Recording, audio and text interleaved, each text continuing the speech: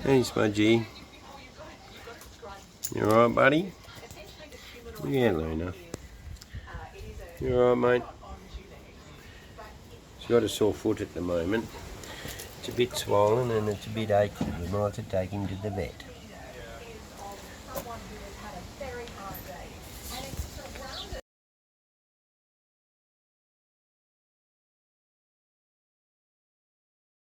And these are all the pills that he's got to take in the next 2 weeks for this viral infection that he's got in under his skin.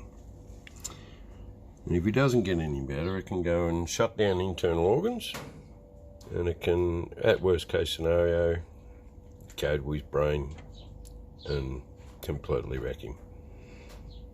Anyway, we're doing our best to get him back out in the field.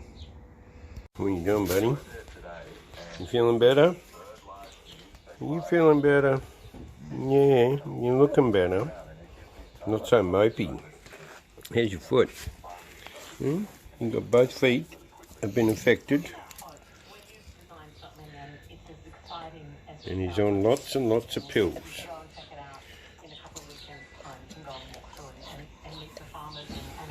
What are you doing there, big fella? Oh, what's the matter?